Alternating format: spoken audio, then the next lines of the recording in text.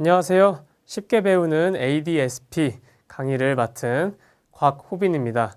오늘 이 시간부터 대략 한 10시간, 15시간 사이의 강의를 통해서 여러분들은 저와 함께 이 ADSP라는 자격증을 취득하기 위한 개념 및 문제풀이 강의를 배워보도록 할 거예요.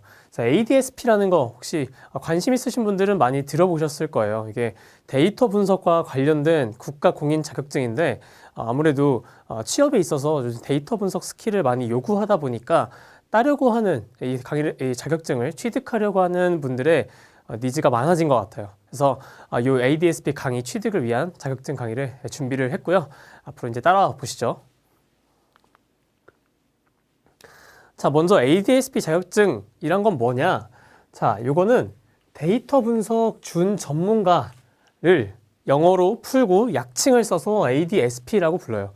제 기억이 맞다면 Advanced Data Analytics Semi-Professional 해서 이 준 전문가입니다. 자, 그러면은 전문가 자격증도 있겠죠. 그거는 ADP라 그러는데 ADP 같은 경우는 ADSP랑은 좀 다르게 난이도가 좀 있습니다. 실기도 있고요. 근데 ADSP 같은 경우는 필기만 있다는 거 엄청 유리하죠. 사실 데이터 분석 같은 경우는 코딩이나 어떤 SQL 정도의 실질적으로는 이런 랭귀지에 대한 익숙함이 좀 있어야 되는데 이 자격증 같은 경우는 정말 필기만 보기 때문에 사실은 정말 실질적인 프로그래밍 스킬을 요구하지는 않는 어떻게 보면 조금 취득하기 간편한 자격증이라고 볼 수가 있겠죠.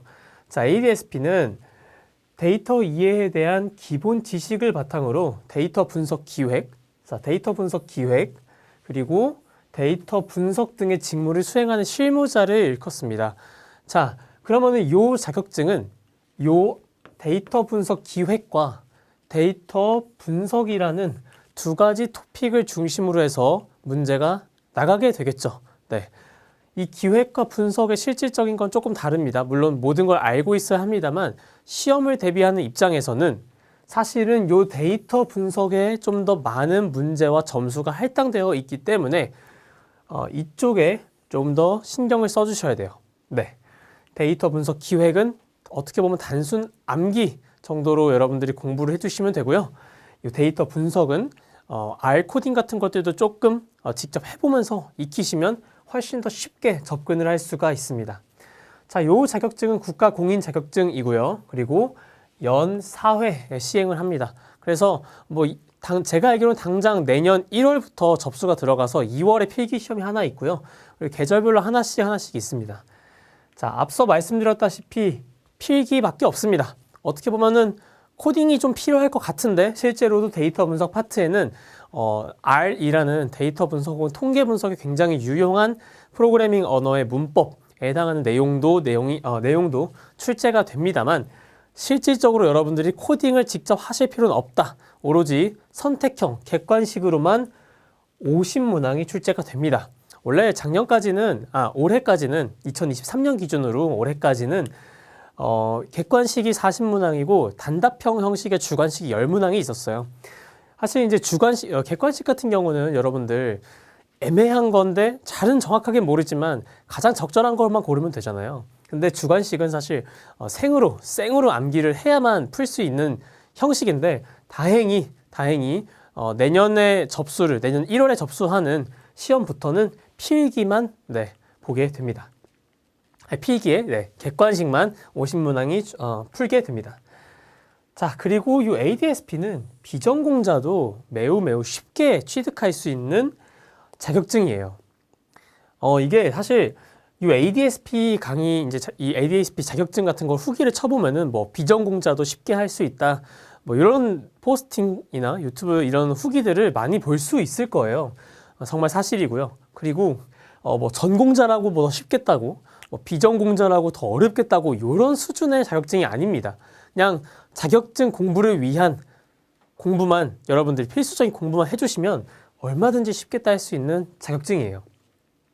자, 그리고 요 ADSP 자격증이 근데 되게 쉽고 되게 국가 공인 자격증이고 객관식이 50문항만 출제되고 이런 어떤 간편성 때문에 어떻게 보면은 이 ADSP 되게 뭐 아무나 쉽게 따는 거 아니야? 뭐 그러니까 뭐 따는 의미 없는 거 아니야? 라고 생각하시는 분들도 있을 수 있어요. 물론 쉽게 취득할 수 있는 건 맞습니다만 요즘 같은 세상은 사실 데이터 분석 혹은 데이터에 대한 리터러시를 굉장히 중요시하는 사회잖아요. 그렇기 때문에 이 데이터 분석과 혹은 이 기획 능력 같은 경우는 일종의 현대사회의 기본 교양 정도로 생각을 하실 수도 있어요. 실제로 이런 모델링을 실무에 하지 않더라도 이런 접근법이 있다라는 걸 알고 계셔야 혹시 모르죠. 데이터 분석에 대한 어떤 프로젝트나 이런 것들이 있을 때 이런 지식들을 녹여낼 수 있을지요. 자, 그렇기 때문에 여러분들도 너무 이제 낮은 텐션으로 따라오기보다는 조금 집중도를 가지고 이 자격증 강의를 따라와 주셨으면 좋겠습니다. 자, ADSP 자격증은 합격 기준이 여느 자격증 강의와 마찬가지로 총점 60점 이상이면 합격입니다. 자, 그런데 꽈락 기준이 있어요. 과목이 총 3가지입니다. 1번 데이터 이해, 분석 기획, 그리고 데이터 분석. 네, 이렇게 있는데 이 문항이 1과목과 2과목 같은 경우는 각각 10문항이에요. 10문항이고 2점씩 해가지고 20점, 20점, 총 40점이 할애가 됩니다. 자, 그리고 데이터 분석은 총 30문항이기 때문에 2점씩 해서 60점, 총합 50문항이 이제 100점이 되겠는데요. 과목별로 40% 미만이 취득이 되면 꽈락이 됩니다. 꽈락이라는 거는 요 미만이, 요 조건이 충족이 되었을 때 그냥 뭐 총점이 70점을 넘기고 막 60점을 넘겼다 하더라도 떨어질 수 있다는 거예요. 자, 근데 여기에 문항이 좀 많다 보니까 여러분들이 처음에는 이쪽이 양이 많구나, 양이 많고 실제로 내용을 보면 프로그래밍에 전혀 익숙하지 않거나 통계 모델을 처음 보시는 분들은 조금 낯설어요. 내용이 완전히 낯설고 그렇다 보니까 이쪽에 좀 집중을 많이 하시는 분도 계세요. 자, 그런데 좀 잘 생각을 해보면은 여기는 10문항밖에 없거든요. 10문항밖에 없는데 여기서 까딱 여기 대비를 잘못해가지고 까딱 잘못하면 이 꽈락 기준에 들어갈 수가 있어요. 40% 미만 취득. 그러니까 제가 예를 들어서 이건 좀 너무 쉬우니까 공부를 안 해. 하고 이제 시험을 봤는데 여기가 좀 어렵게 출제가 된 거예요. 예를 들어서. 자, 근데 여기서 여러분이 만약에 10문항 중에 3문항만 맞췄다라고 하시면은 요거를 다 맞았다고 하더라도 사실은 떨어지게 됩니다. 자, 그렇기 때문에 너무 방심을 하면 안 된다. 이 과목도 좀 준비를 해주셔야 되고, 그렇지만 전체적인 포커스는 여기다가 두시는 게 취득엔 좀 더 유리하다라고 말씀을 드립니다. 시험 시간은 총 90분이고요. 경험상 이 준비를 정말 철저하게 하셨다고 하면은 90분 굉장히 남아요. 훨씬 남는 시간이고, 객관식 50문항밖에 없기 때문에 사실 여러분들 객관식 푸시면 아시잖아요. 뭐 사회탐구든 사실 과학탐구든 아는 거는 바로바로 찍고 넘어가잖아요. 그렇죠? 그러니까 알면은 90분이면 굉장히 넉넉한 시간입니다. 자, 과목별 세부 내용을 좀 더 짚어보도록 할게요. 앞서 말씀드렸다시피 ADSP는 총 3과목으로 구성이 되어 있습니다. 자, 먼저 데이터의 이해.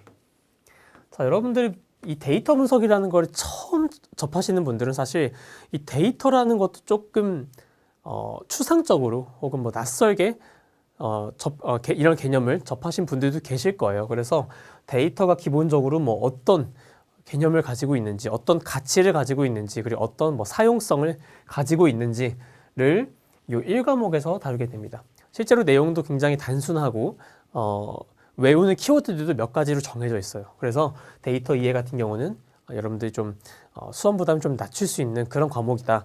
자, 이 과목인 데이터 분석 기획부터는 조금 더 구체적인 내용이 들어가게 됩니다. 그래서 이 데이터 분석 기획이라는 것이 어떤 개념들로 구성이 되어 있고 이게 왜 필요하고 어떤 개념이 필요한지, 그리고 뭐 분석 마스터 플랜이라 해서 이 데이터 분석을 기획할 때 여러분들이 쓰는 프로세스가 있어요. 그래서 데이터 분석을 기획한다라고 하면은 여러분들이 첫 번째는 뭐부터 하고, 그 다음은 뭐 하고, 마지막은 이걸 해가지고 이 데이터 분석 기획의 총체를 관리할 수 있는 프로세스가 이미 알려져 있는 게 있는데, 그런 것들의 특징과 그 절차들을 암기를 해주셔야 돼요.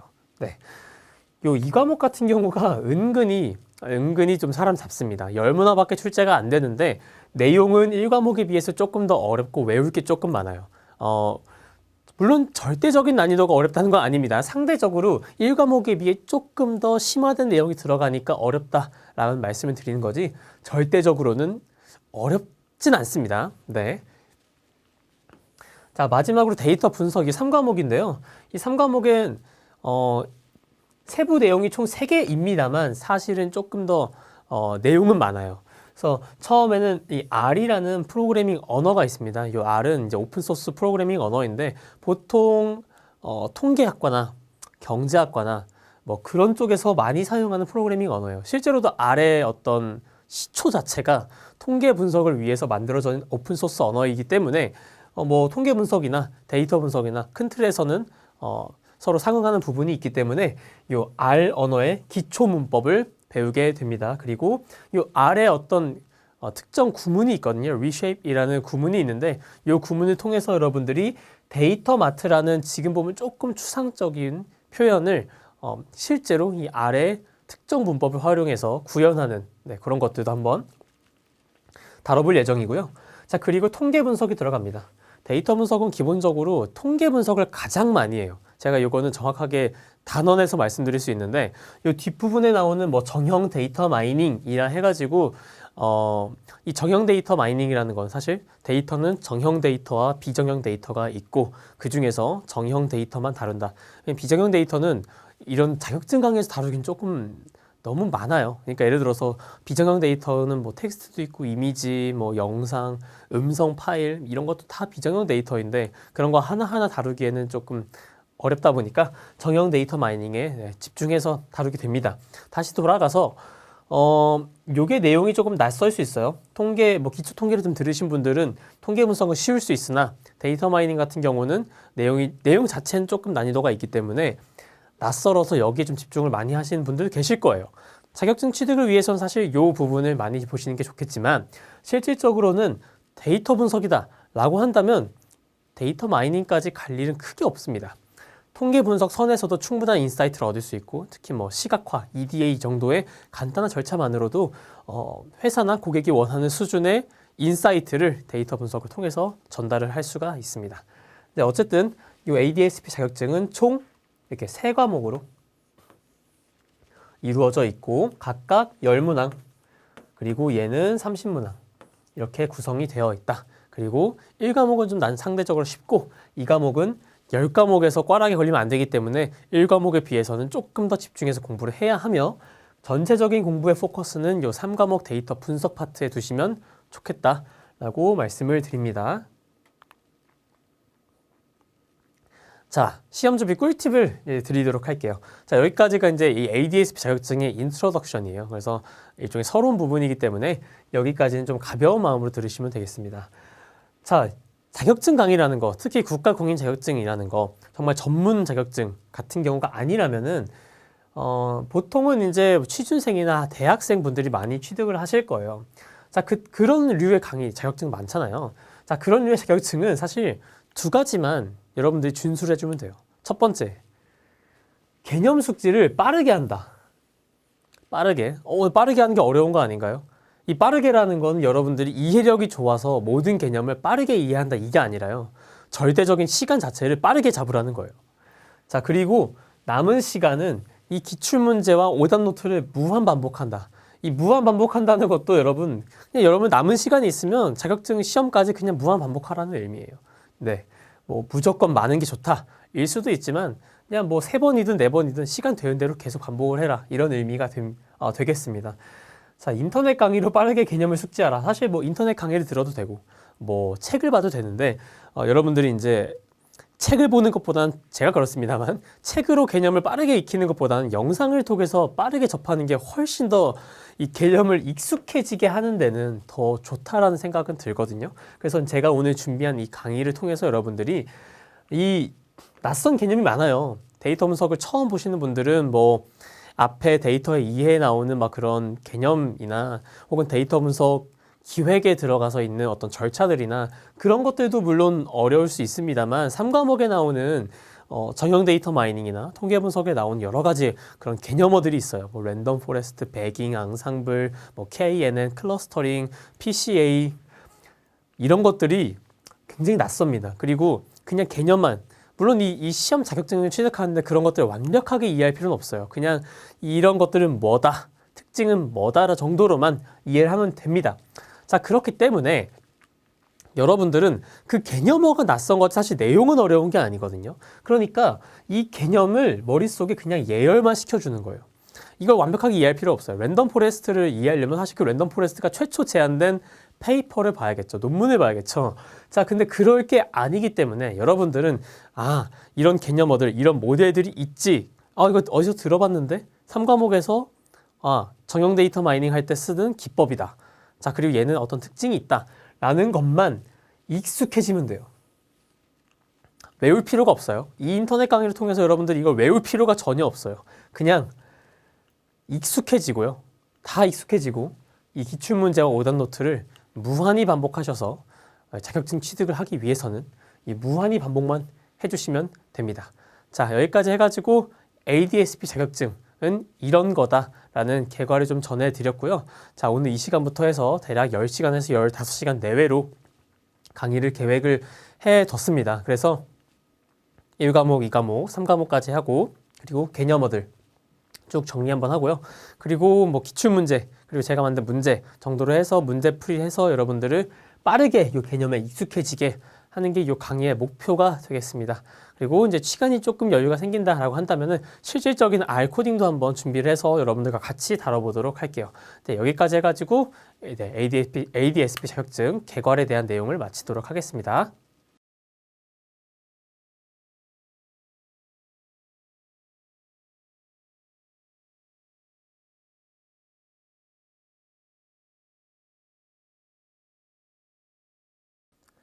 네, 그러면 이 시간부터는 ADSP 자격증의 세 번째 과목인 데이터 분석을 직접적으로 들어가 보도록 하겠습니다. 데이터 분석이 요게 가장 문제 수도 많고 처음 접하신 분들은 개념어들이 많아가지고 좀 낯설어하는 과목이에요. 그래서 조금 많은 시간을 요 파트에 할애를 했으니까 집중 있게 한번 따라와 보는 걸로 하죠. 자, 그러면 이 데이터 분석은 과연 무엇이냐? 앞서선 저희가 데이터란 무엇이고, 데이터 분석을 기획하는 건 무엇이고, 어떤 절차가 있고, 이런 것들을 상세하게 짚어봤는데, 자, 요 시간부터는 데이터 분석이 무엇인지 직접 데이터 분석은 뭐고, 어떤 스킬이 필요하고, 어떤 개념들을 숙지하고 있어야 데이터 분석을 할 수 있는지를 직접 배워보도록 하겠습니다. 자, 먼저 데이터를 분석하기 위해서는 뭐가 필요할까요? 데이터가 필요하겠죠. 그렇죠? 데이터가 바로 있어야 되는데 이 데이터를 처리하는 프로세스, 데이터를 직접 가지고 와가지고 분석할 수 있게 딱 가지고 오는 제 식탁 앞으로 가지고 오는 이 프로세스를 간략하게 좀 설명을 드릴게요. 자, 먼저 데이터 웨어하우스 혹은 데이터 마트를 통해서 분석 데이터를 구성을 합니다. 자, 데이터 웨어하우스는 뭐고 데이터 마트는 또 뭐고 약간 좀 용어가 친숙한 듯 하면서도 좀 이렇게 추상적이죠. 자, 요거는 실제로 이 시스템을 보신 분들은 혹은 이 시스템을 설계하신 분들은 사실 굉장히 추상적인 개념은 아니에요. 실질적인 개념인데 데이터 웨어하우스라는 건 뭐냐면 그냥 여러분들 만약에 어떤 회사가 있고 어떤 조직에 계신다라고 하신다면 일종의 회사에 여러분들이 바로 이제 분석을 하기 위해서 쓸 수 있는 어느 정도 정형화가 되어 있는 어느 정도 정형화가 되어 있는 데이터들이 총체적으로 관리되고 있는 하나의 시스템이라고 보시면 되겠습니다. 데이터 웨어하우스는 일종의 창고예요.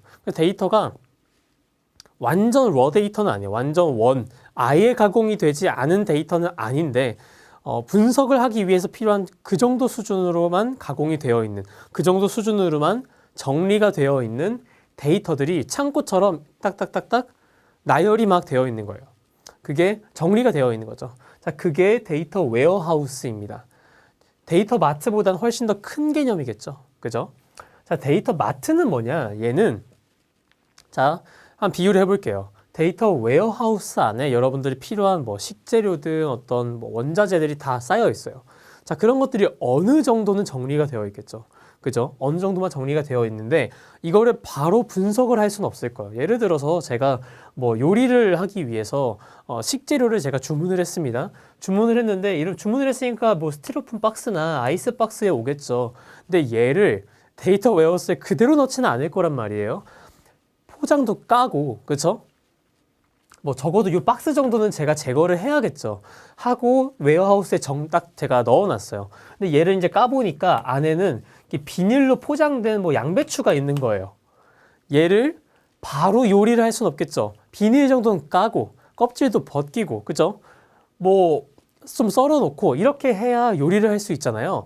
그렇게 요리를 하기 위해서 여러분들이 혹은 뭐 특정 요리, 부서별로 다를 수 있잖아요. 이 데이터의 니즈가. 그렇기 때문에 이 데이터 마트 같은 경우는 데이터 웨어하우스보다는 훨씬 더 업무 지향적이고 좀 더 업무에 구체적으로 좀 더 가공이 되고 정리가 된 데이터의 총체를 데이터 마트라고 합니다. 데이터 마트는 그 아래 리쉐이프 구문을 통해서 직접적으로 여러분들이 볼 수가 있어요. 그래서 뭐 일종의 하나의 테이블이 될 수도 있죠. 엑셀 테이블. 그쵸? 엑셀 테이블인데 데이터 웨어하우스에 있는 데이터를 꺼내서 여러분들의 업무에 맞는 성격에 맞는 데이터를 꺼내서 분석하기 위해서 어느 정도 가공을 해놓은 상태를 데이터 마트라고 표현을 합니다. 자, 그리고 아래 내용도 한번 읽어볼게요. 자, 신규 데이터는 스테이징 혹은 ODS를 통한 전처리 후에 데이터 웨어하우스 혹은 데이터 마트의 데이터와 집합을 결합을 한다. 자, 이 말은 무엇이냐면 이 신규 데이터라는 거는 뭐 데이터 웨어하우스에 없는 데이터가 있을 거예요. 그렇죠? 데이터 웨어하우스도 어느 정도는 정리를 해놓은 데이터 형태예요. 근데 신규 데이터는 그런 게 없겠죠. 자, 그런 게 아예 없기 때문에 스테이징이나 ODS라는 거는 데이터 웨어하우스를 어느 정도 보완하는 장치거든요. 얘네들은 진짜 뭐 컴퓨터에 비유를 한다면 얘는 저장소고 얘는 메모리예요. 얘는 HDD 혹은 SDD면 얘는 그냥 메모리입니다. 휘발성 데이터들이 잠시 머물렀다 가는 곳이에요.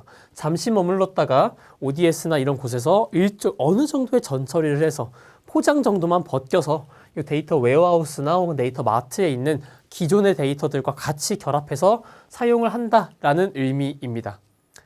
약간 낯설지만 좀 이해가 되시나요?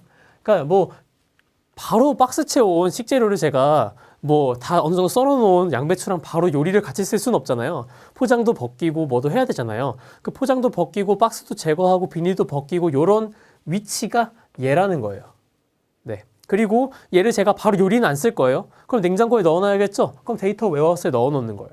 자, 그리고 제가 바로 요리를 하기 위해서 꺼낼 거예요. 꺼내면은 뭐 조그만 뭐 김치 냉장고나 혹은 뭐 도마 위에 올리는 정도가 데이터 마트라고 하시면 되겠습니다. 이해를 하시면 되겠습니다.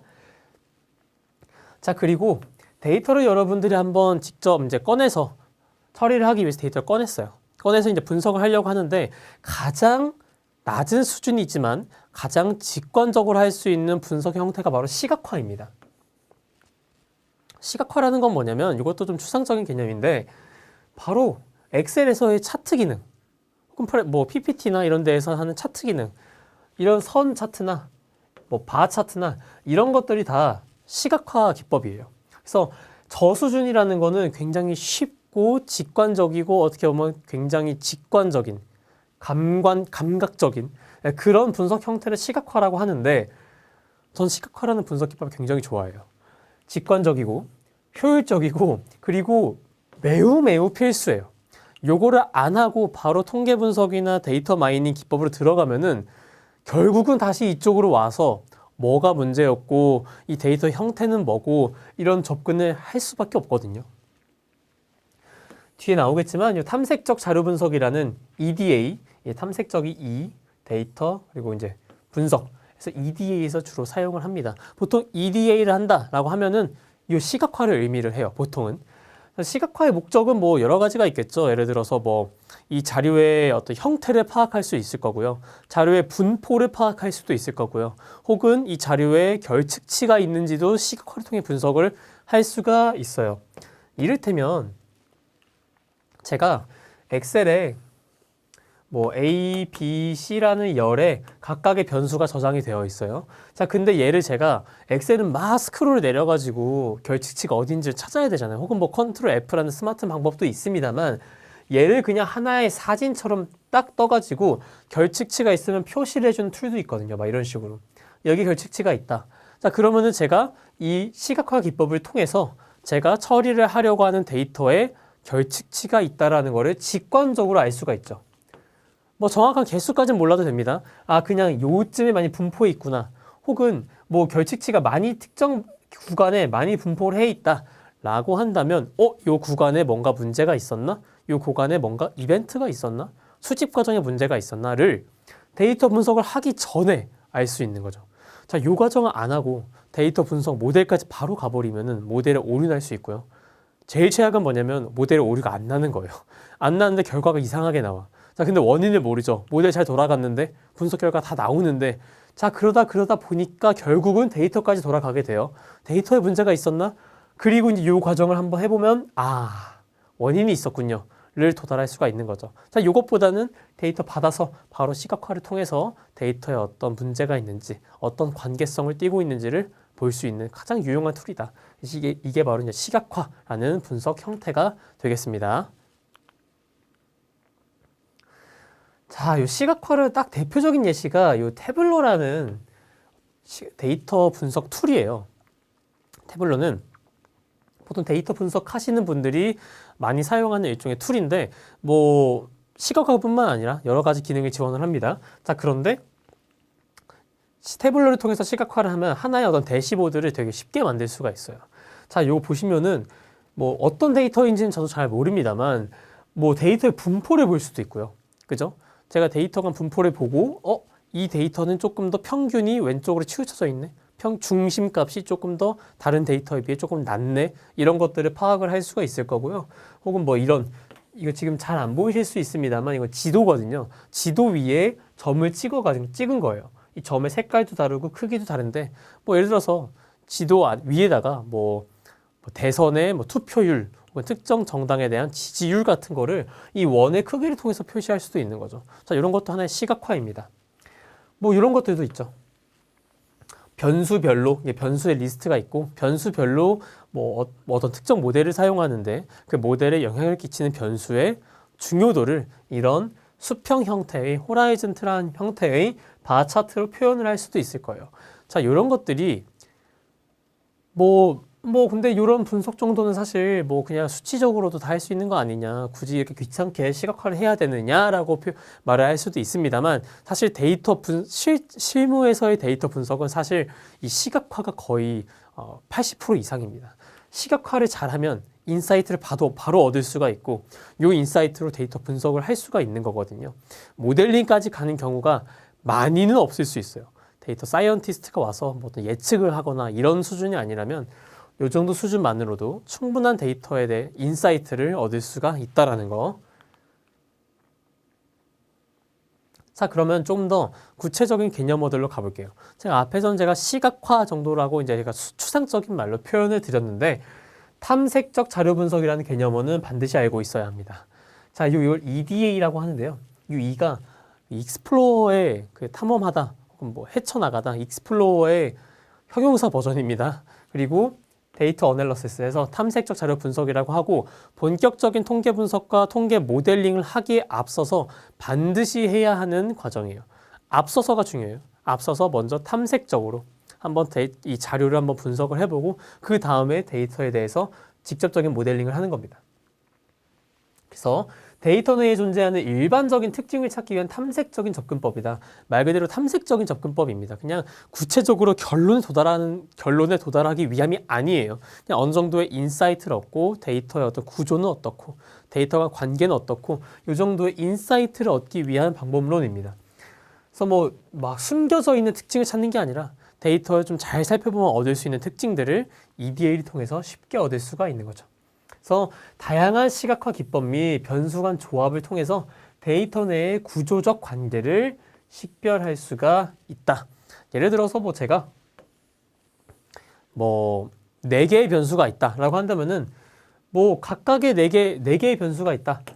이 중에 이제 2개를 제가 고르는 거예요. 2개만을 골라가지고 이 2개들 간의 산점도 그래프를 그릴 수가 있겠죠. 그래서 이런 식으로 이게 하나의 총 전체 그래프다라고 한다면 여기에 이제 A랑 B의 산점도 그래프, C와 D의 산점도, A와 D, C와 A, 뭐 더 있겠습니다만 여섯 개 총 6개일 테니까 더 있겠습니다만 어쨌든 이런 식으로 이 변수 간의 조합을 통해서도 변수 간의 관계가 이렇구나. A랑 C는 뭐 대충 선형적인 관계구나. D랑 C는 좀 뭐 관계가 좀 이상하게 비선형적으로 형성이 되어 있구나 라는 것들을 여러분들이 이 EDA를 통해서 알 수가 있다.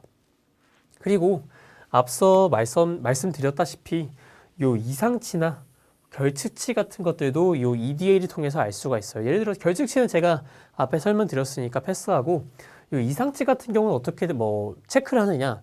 이상치를 수치적으로 찾아낼 수 있는 방법론도 있습니다만 사실 직관적인 거는 데이터를 많이 다루는 실무자가 이 데이터를 잘 아는 실무자가 그냥 직관적으로 얘는 이상치다 라고 딱 찍는 거잖아요. 자, 그러기 위해서는 그래프를 그려보면 되게 쉬워요.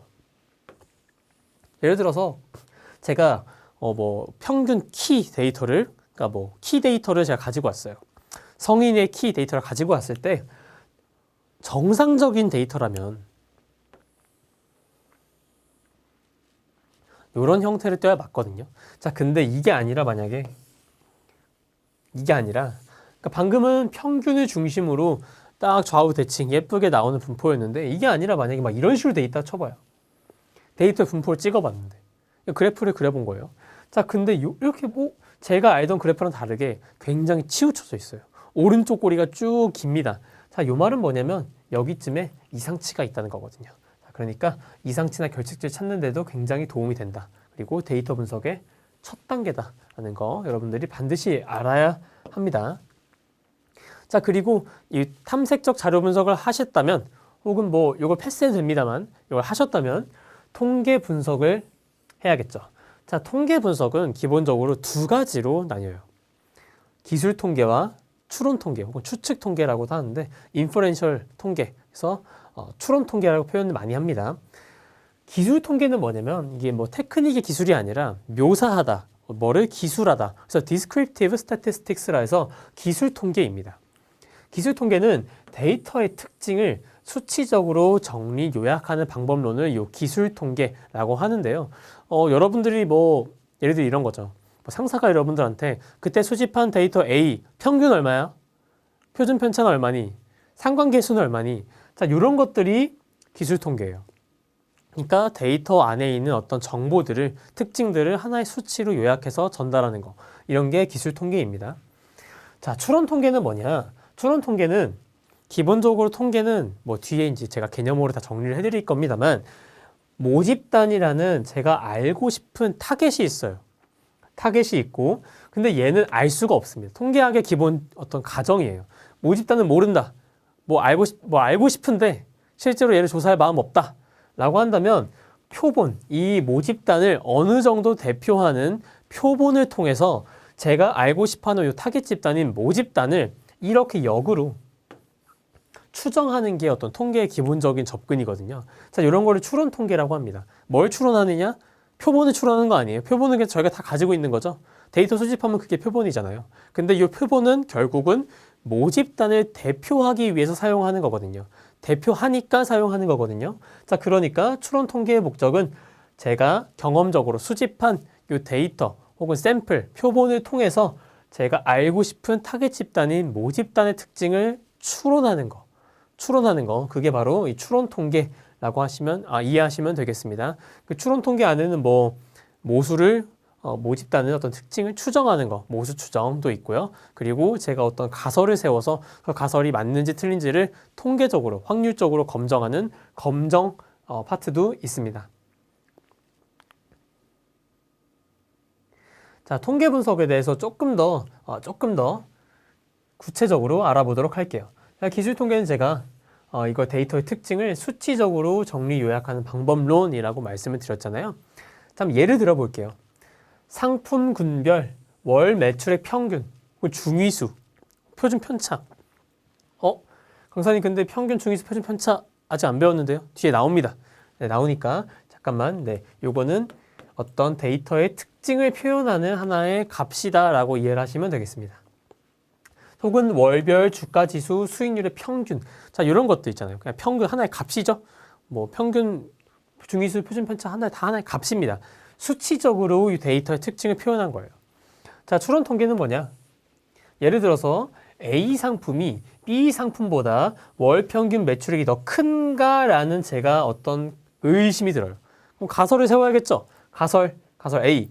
A 상품이 B 상품보다 월 평균 매출이 더 크다. 이런 식으로 가설을 세우고 이 가설이 과연 통계적으로 맞는지를 검증하는 그런 것들이 추론 통계에 포함이 됩니다. 자, 1월에 주가지수 수익률이 7월보다 더 높은가? 자, 이런 것들도 통계적 검증을 통해서 알 수가 있습니다. 자, 7월 주가지수 수익률 쫙 모아보고요. 뭐 1월 것도 쫙 모아본 다음에 그 데이터 간을 서로 가설 검증을 해보면 돼요. 가설 검증을 해보면은 이게 뭐 더 높다, 아니다를 알 수가 있겠죠. 자, 그러면은 통계 분석 이후에 나온 데이터 마이닝이란 건 뭐냐? 자, 말이 좀 어려워요. 데이터 마이닝. 근데 용어를 제가 이제 요걸 준비하면서 뭐 원래부터 익숙한 용어긴 했습니다만 괜히 이제 되게 이름을 잘 지었다라는 말이 생각이 들더라고요. 데이터 웨어하우스도 그렇고 데이터 마트도 그렇고 데이터 마이닝도 그렇고 이름을 굉장히 잘 지었어요.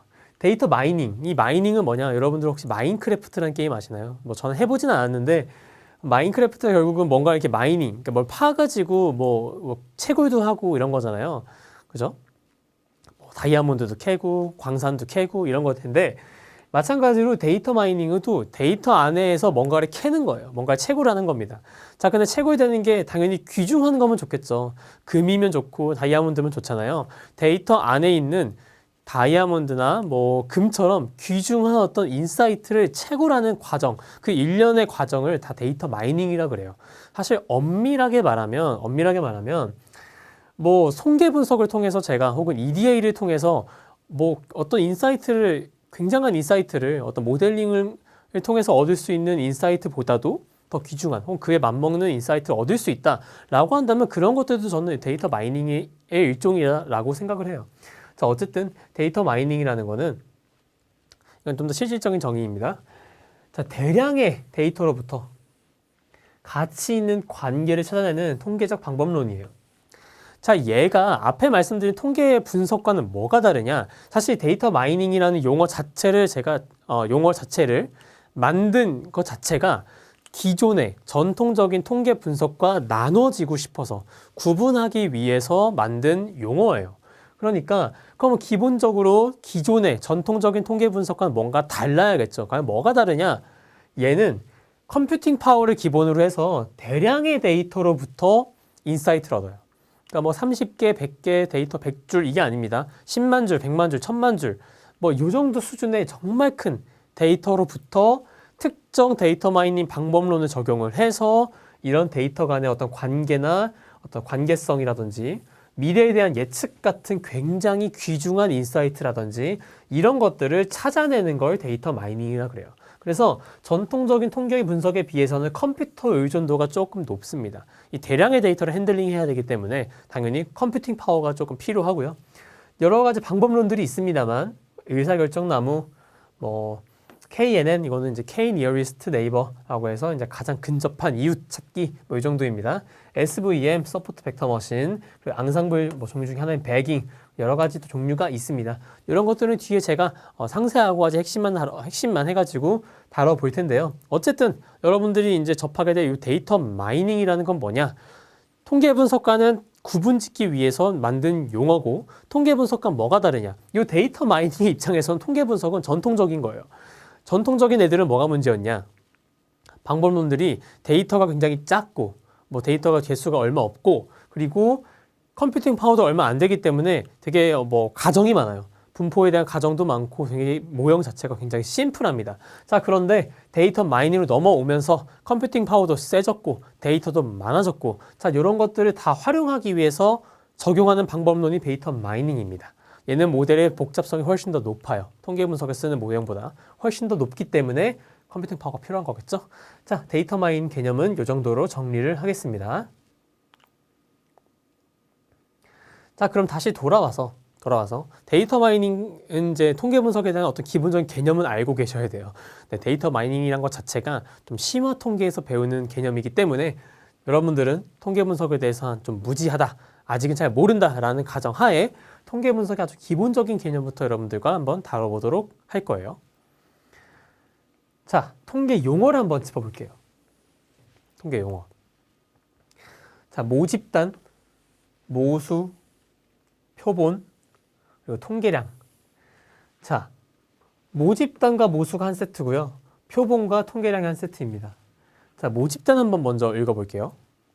관심 조사의 대상이 되는 개체의 전체 집합. 자, 중요한 거는 관심 대상, 그리고 전체 집합. 이게 중요합니다. 자, 예를 들어서 제가 뭐라고 할까요? 다시 키로 하겠습니다. 제가 키에 대한 비유를 좋아합니다. 자, 제가 대한민국에 있는 모든 사람들의 키를 다 조사하고 싶어요. 전체죠, 전체. 그리고 제가 조사를 하고 싶은 거니까, 분석하고 싶은 거니까 이 관심 조사의 대상이 되겠죠. 그럼 모집단은 여기서 뭘까요? 성인 전체겠죠. 대한민국에 존재하는 사람 전체, 성인 전체가 될 겁니다. 자, 그런데 실제로는 이 성인 전체를 모두 제가 다 접근을 해서 다 키를 물어보고 하는 게 너무 어렵잖아요. 그러니까 샘플링을 통해서 표본 데이터를 수집을 합니다. 이걸 표본이라고 합니다. 샘플이라고 하고요. 자, 그래서 이 표본은 모집단을 적절하게 대표하는 모집단의 일부를 말을 합니다. 대표성을 떠야 되고요. 그리고 얘는 당연히 전체를 수집하기가 어려우니까 일부만 있으면 되겠죠. 자, 그러면은 이 대표성은 어떻게 확보를 하죠? 이 대표성을 확보할 수 있는 여러 가지 통계적인 수집 방법론들을 적용을 해서 대표성을 확보를 하게 됩니다. 자, 그럼 돌아가서 이 파라미터라고 표현되는 이 모수란 건 뭐냐? 모수는 제가 관심 있어 하는 이 대상의 어떤 수치적인 요약이에요. 수치적인 요약이란 말이 좀 어렵다라고 한다면 평균, 중위수, 표준 편차, 데이터의 길이 이런 것들이 다 하나의 모수입니다. 자, 근데 그냥 평균이 아니라 모집단의 평균이어야 되죠. 그러니까 키로 돌아가면은 제가 대한민국에 있는 모든 사람들의 우리나라에 있는 모든 사람들의 키를 알고 싶어요. 그 키의 평균을 알고 싶다면 그 키의 평균이 모수가 되는 거고요. 근데 실제로는 대한민국 사람 모두 조사할 수가 없으니까 표본을 통해서 평균을 구하면 그게 통계량인 겁니다. 자, 그러면은 모집단과 모수는 저희가 알 수 있다, 없다? 알 수 없습니다. 알 수 없고 추정만 할 뿐이에요. 뭐를 통해서? 이 샘플 통해서. 표본을 통해서 모수는 이럴 거야. 모집단의 특징인 모수는 이럴 거야. 라고 제가 추정하고 추론하는 게 기본적인 통계 이 프로세스 흐름이에요. 자, 그러면은 이 샘플 데이터가 모집단을 되게 적절하게 대표하는 거 굉장히 중요할 텐데 어떻게 샘플링을 하고 어떻게 데이터를 수집을 할 수 있는지 방법론을 조금 설명을 드릴게요. 좀 큰 틀에서 전수조사와 표본조사로 이제 구분을 하는데 전수조사는 말 그대로 전체를 조사하는 거예요. 전체. 조사 대상의 집단을 모두 조사하는 겁니다. 자, 그렇기 때문에 시간과 비용이 어마어마하게 많이 들겠죠. 예를 들어서 인구주택 총조사, 이거는 전수조사를 할 수밖에 없습니다.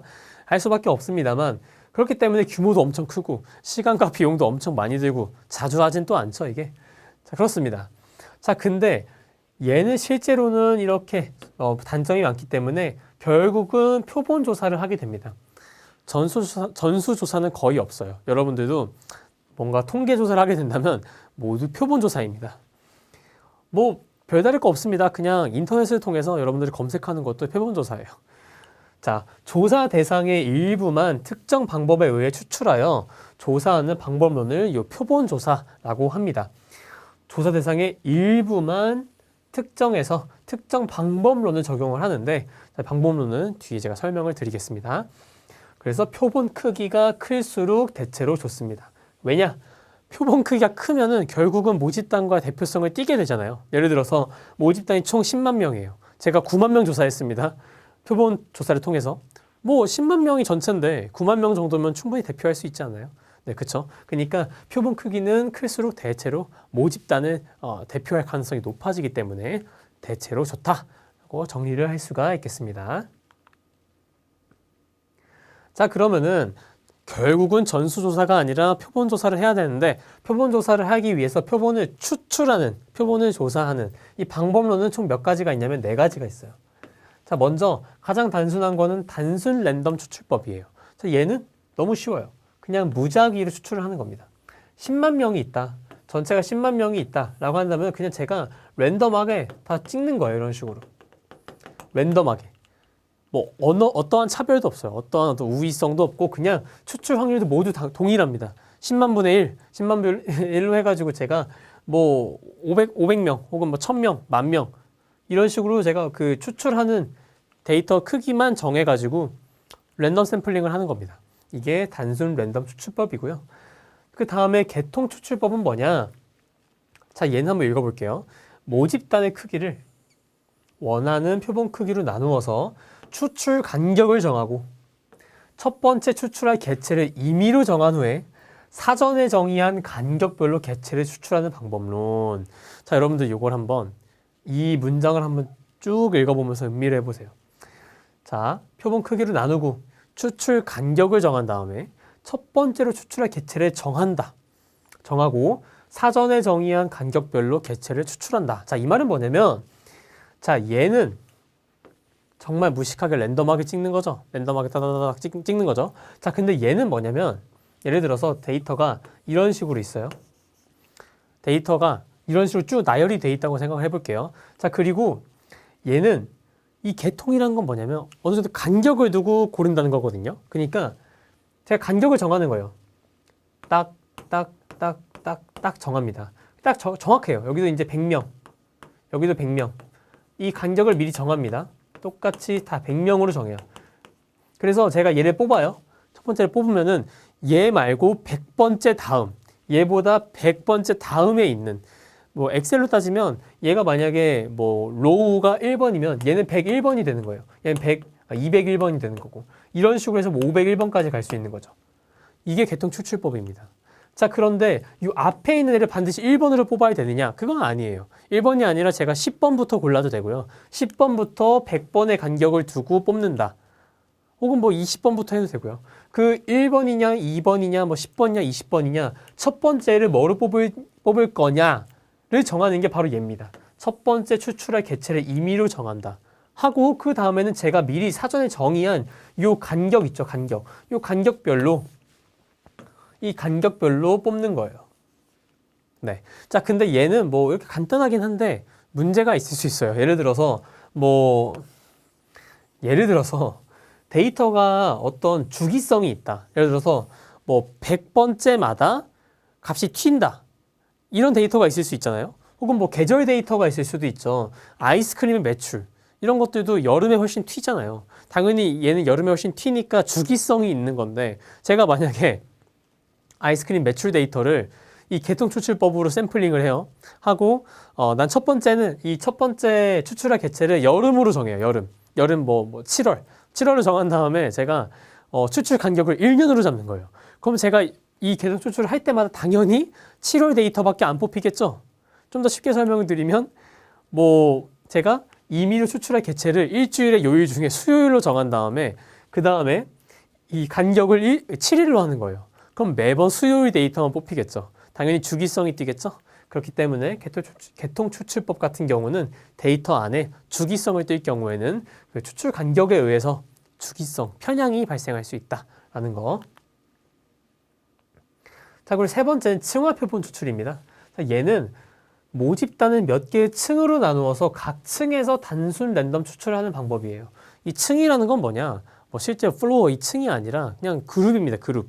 근데 이 그룹이 단순하게 이렇게 뭉탱이로 제가 뭐 100명이 제 앞에 있을 때 자, 왼쪽에 있는 10명 한 그룹, 오른쪽에 있는 두 그룹 이게 아닙니다. 여기서의 층화는 어떤 특징을 가지고 구분을 하는 거예요. 예를 들어서 앞에 100명이 있다고 칩시다. 100명이 있는데 여기서 제가 자, 혈액형 말고 MBTI로 하죠. MBTI 2인 사람 손, 그럼 손 들겠죠? 자, 너는 1층, 그리고 이제 I인 사람 손, 뭐 2층, MBTI 모른다. 3층 이렇게 해가지고 이 층을 나누는 거예요. 근데 그 나누는 기준이 어떤 특정한 기준이 있어야 됩니다. MBTI든 혈액형이든 혹은 뭐 학년이든 뭐 성적이든 이런 것들 있잖아요. 이걸 층화 표본 추출이라고 합니다. 자, 그리고 이 집락 추출법은 그럼 뭐냐? 자, 얘는 이 집단을 무작위로 선택을 하는 건데 얘는 얘랑 조금 달라요. 얘는 제가 앞에서 얘는 어떤 특정 기준을 가지고 나눈다 했잖아요. 얘 같은 경우는 앞에 100명이 있으면은 앞서 설명드린 대로 자, 왼쪽에 있는 애 10명, 니는 잘 모르겠지만 같이 있어. 그리고 오른쪽에 있는 애들 10명, 얘네도 니네 한 그룹 이런 식으로 해가지고 나누는 게 이 짐락 추출법입니다. 각자의 뭐 장단점이 있습니다만 이번 시험, 뭐 여기 시험에서는 이 개념 정도만 알고 있고 뭐 구체적으로는 아실 필요가 없을 것 같고요. 자, 표본 추출 방법은 크게 4가지가 있었다. 단순 랜덤, 개통, 그리고 층화, 짐락. 네, 층화랑 짐락은 이 집단을 나누는 기준이 있냐, 명확하게 있냐, 없냐 정도로 생각을 하시면 되겠습니다. 자, 그리고 이 측정 방법에 대해서도 설명을 드려볼게요. 측정. 이 데이터를 표본을 제가 가지고 왔어요. 가지고 오면 이 데이터 안에 속성들을 제가 측정을 해야겠죠. 예를 들어서 키를 측정해야 되고요. 혹은 뭐 학년을 측정해야 되고 MBTI를 측정을 해야 되고 그러니까 이 데이터를 제가 뭐 키, MBTI, 혈액형, 뭐 별자리 이런 것들을 다 제가 수집을 하면서 측정을 해야 되는데 그 방법론을 총 4가지를 소개를 드릴게요. 자, 첫 번째는 명목척도입니다. 이 명목척도라는 거는 서열 관계가 없는 범주를 측정하는 거예요. 예를 들어서 MBTI 서열 없죠. 근데 뭐 제가 뭐 여담 좀 웃긴 소리로 들은 건데 유튜브에 뭐 MBTI 나아지는 방법, T인데 F 되는 방법 막 이런 것들이 있다 하더라고요. 뭐 팩트 체크를 해보진 않았습니다만 어쨌든 명확한 건 MBTI는 서열 관계가 없습니다. 혈액형도 마찬가지죠. 그렇기 때문에 이 서열 관계가 없는 그런 데이터 속성이 있잖아요. MBTI 같은 거 그런 거는 이 명목 척도로 사용해서 측정을 합니다. 어떤 지역, 혈액형 이런 것들 있죠. 자, 그 다음 순서 척도는 뭐냐? 순서 척도는 범주긴 해요. 범주로 나눌 수 있어요. 그러니까 범주라는 거는 뭐 딱딱 구분이 되는 거거든요. 파티션으로. 예를 들어서 A, B, C, D 학점도 이렇게 되고요. 혹은 뭐 또 뭐가 있을까요? 뭐 혈액형, 그렇죠. 혈액형 같은 거.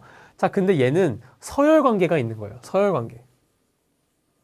그러니까 예를 들어서 뭐 경제 어떤 소비 데이터를 통해서 저희가 뭐 3단계로 경제 소비를 나눈다라고 했을 때 뭐 상류층, 중산층, 하류층처럼 어느 정도의 서열 관계성을 띠는 거를 이 순서 척도라고 합니다. 자, 그런데 여기서 오해하시는 분들이 있어요. 이 서열 관계가 있는 거냐 없는 거냐가 너무 애매한 거 아닌가요? 자, 이거는 연구자 마음입니다. 조사자 마음이에요. 제가 데이터를 분석 기획에서 정의하기 나름이에요. 그러니까 정의된 기준대로 얘는 우린 서열 관계 없는 걸로 하기로 했지? 그럼 명목 척도 쓰면 되고요. 있는 걸로 해서 순서 척도. 자, 이런 식으로 하면 됩니다. 자, 그런데 얘를 굳이 나누는 이유가 뭔가요? 이 척도부터 나눠져야 여기서부터 나눠져야 이 방법론들이 달라져요. 막 이런 식으로 갈래가 달라집니다. 그렇기 때문에 이 척도를 정의하는 건 굉장히 중요한 과정이라고 할 수가 있고요. 세 번째는 등간 척도입니다. 뭐 구간 척도라 부르시는 분도 계세요. 등간 척도라는 건 뭐냐면 이 간격이 같다라는 의미거든요. 그래서 대상의 속성을 간격이 균등하게 측정하는 거. 요거를 등간 척도라고 합니다. 예를 들어서 제가 설문조사를 하는데 여러분들한테 학교 생활 만족도, 회사 생활 만족도를 자, A부터 D까지 해가지고 5개, 5개의 범주를 표시를 하세요라고 제가 말씀을 드리는 거예요. 자, 그럴 때 이런 것들이 이제 A랑 B, B와 C, C와 D 간에 간격이 딱히 없잖아요. 그러니까 일정하다고 볼 수가 있는 거잖아요. 자, 그렇기 때문에 얘는 등간 척도라고 표현을 합니다. 자, 근데 이 비율 척도는 뭐냐? 비율 척도는 대상의 속성을 간격이 균등하고 그리고 절대값이 존재하게 측정한다. 이 절대값이란 건 또 뭐냐? 이 절대값은 예를 들어서 절대적인 의미의 0이 있는지를 의미하는 거예요. 거리가 0이다. 거리 없는 거죠, 그러면. 무게가 0이다. 무게 없는 거죠. 그죠? 딱 없는 거죠. 예를 들어서 온도가 0이다. 여기 온도도 들어갈 수 있거든요. 등간 척도에 예시 중에. 근데 온도가 0이다. 0도 있잖아요. 근데 온도가 없다는 의미인가요? 아니잖아요. 그쵸? 온도가 있어요. 실제적인 온도인데 그걸 제가 뭐 화씨로 측정을 하든 섭씨로 측정을 하든 0도를 정의를 한 거죠. 그쵸? 이거는 0도라고 부를게 라고 제가 한 거죠. 그러니까 절대적인 의미의 0은 아니죠. 그렇기 때문에 온도도 이 등간 척도로 들어간다. 이 부분은 좀 암기를 해주실 필요가 있습니다. 자, 이거는 그리고 이 명목 척도와 순서 척도는 이 질적인 데이터에 대한 척도이고요. 질적이라는 거는 이제 양에 대한 개념이 없는 그리고 이 세 번째, 네 번째 등간 척도와 비율 척도는 양적 데이터에 적용한 척도이다 라고 이해를 하시면 되겠습니다.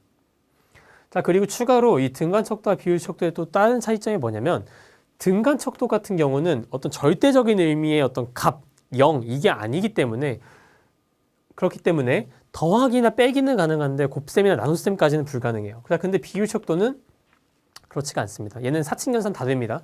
비율척도는. 얘는 실제로 절대적인 의미의 값이 있죠. 거리가 0, 무게가 0, 뭐 이런 식으로요. 네, 그러면은 앞서서 통계 분석에서는 기술 통계와 추론 통계 이 두 가지가 있다고 설명을 드렸는데 그 중에서 추론 통계의 개념을 간단하게 짚고 넘어가 보도록 할게요. 자, 추론 통계라는 거는 표본에 기반한 모집단에 대한 추론 및 예측을 의미합니다. 색깔 좀 바꿔볼게요. 네, 결국 통계는 모집단은 모릅니다. 저희가 알고 싶은 거는 모집단의 모수입니다만, 모집단의 정보인 모수입니다만 모른다고 가정을 해야 돼요. 합니다. 자, 그렇기 때문에 표본을 통해서 추출한 통계량을 통해서 모수를 추론하거나 예측하는 이제 일련의 과정들을 통계적 추론이다라고 설명을 합니다. 자, 이 중에서도 이제 통계적 추정이라는 거는 정말 이 모수를 추정하는 방법론이고요. 가설 검정이라는 거는 제가 어떤 세운 가설이 있고 이 가설이 통계적으로 과연 맞는지 데이터나 이런 것들을 봤을 때 통계적으로 맞는지를 검정하는 걸 이 가설 검정이라고 합니다.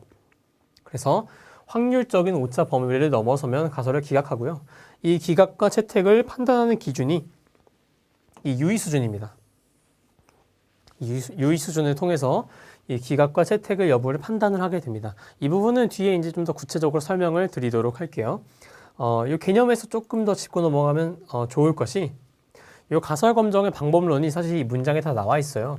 그래서 읽어보면 설정한 가설이 옳을 때 표본에서의 통계량과 통계량의 분포에서 이론적으로 얻는 특정 값을 자, 이 앞에 있는 이 가설이 옳을 때의 이 가설이 옳을 때 표본에서의 통계량과 그리고 이 통계량의 분포에서 이론적으로 얻는 특정 값을 비교해서 가설의 기각 채택 여부를 판정하는 건데요.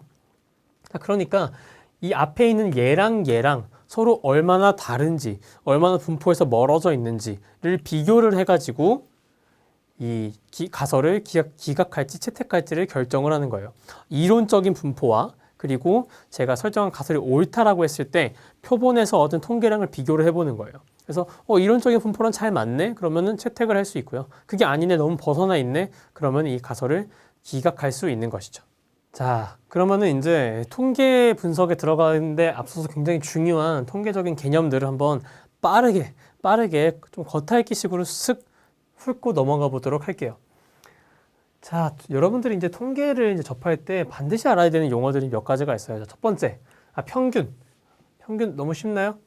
자료의 값을 모두 더한 다음에 자료의 수로 나누어 준 값입니다. 자, 이 친구는 데이터의 정보 중에 중심 정보를 나타내는 값으로 많이 쓰입니다. 그 중심 정보를 나타내는 것의 또 다른 통계량이 중앙값인데요. 이 중앙값은 크기순의 자료에서 가운데에 위치하는 값을 의미를 합니다. 그러니까 제가 데이터를 크기순으로 쭉 정렬을 한 다음에 딱 가운데에 있는 값을 중앙값이라고 표현을 합니다. 분사는 뭐냐? 분사는 편차 제곱의 합을 자료의 수로 나눈 값인데요. 편차라는 건 뭐냐면 어떤 특정 데이터와 데이터 분포의 평균을 빼준 값을 편차라고 합니다. 그래서 예를 들어서 키가 평균이 173인데 제가 가지고 있는 데이터 첫 번째 데이터 관측값이 160이다 라고 하면 얘 서로 빼준 값이 13이 편차가 되겠습니다. 표준 편차는 단순해요. 이 분산을 제곱근한 값을 표준 편차라고 하는데 왜 굳이 분산까지 계산한 다음에 제곱근을 하느냐? 이 분산을 하는 계산을 하는 과정에서 이 제곱에 대한 연산이 들어가거든요. 이 제곱 연산이 들어가면서 여기서 보통 여기서 쓰고 있는 데이터의 단위는 센티미터 단위인데 이 제곱 연산이 들어가면서 센티미터의 제곱까지 이 단위가 바뀌게 돼요. 그렇기 때문에 표준 편차에서 이 제곱근을 해주면서 다시 이 데이터 관측값, 원래 관측값의 단위로 스케일링 다운해주는 과정이 이 표준 편차가 되겠습니다. 외도는 분포의 비대칭도를 의미하는 건데요. 자, 요 플롯이 외도를 설명하는 좋은 플롯입니다.